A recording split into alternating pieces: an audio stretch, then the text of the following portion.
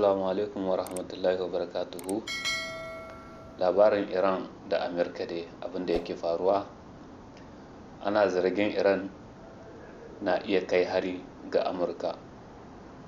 An rawaito cewa Iran na iya kai hari kai tsaye kan Amurka idan yaƙi ya barke.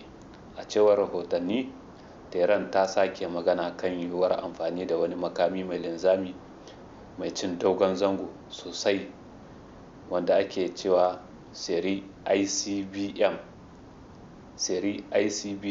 wanda ake kira Maziyo, wanda ake cewa zai iya kai hari zuwa biranen Washington DC da New York, saboda ana hasashen yana da nisan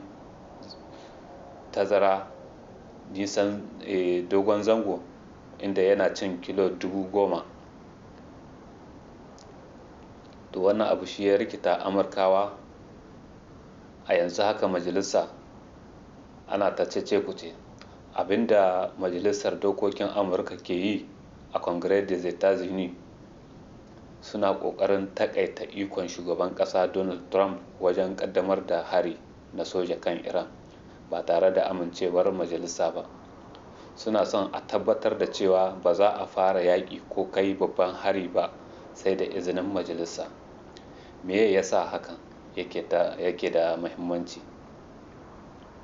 Constitution des États-Unis ta baiwa majalisa ikon ayyana yaƙi, amma shugaban ƙasa yana da damar ɗaukar mataki cikin gaggawa idan akwai barazana ga tsaro.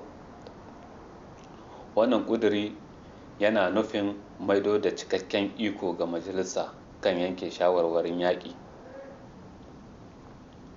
Su ke jagorantar wannan ƙuduri a majalisar? A majalisar dattawa akwai Tim Kaine, ɗan Democrat, da Rand Paul, Republican. A majalisar wakilai kuma akwai Thomas Massie, shi Republican. Akwai Ro Khanna, shi kuma Democrat. Wannan batun shi ya haɗa jam'iyyun biyu. Manufarsu ita ce kaucewa faɗa mai tsanani da Iran da hana shugaban ƙasa yanke shawara shi kaɗai. Wannan doka ta tilasta tattaunawa da ƙuri'ar ƙasa gaba ɗaya, amma wannan doka har yanzu tana ba shugaban ƙasa ƙananan iko na soja. Zai iya amfani da hujjar tsaron ƙasa don ɗaukar mataki cikin gaggawa. A taƙaice, majalisar na son kaucewa cikakken ikon yanke hukuncin yaƙi. Hakan na nuna tsoron rikici da Iran, haka kuma yana nuna rashin yarda da yanke shawara kai tsaye daga shugaban ƙasa. To anan na kawo muku ƙarshen labaran. Wassalam.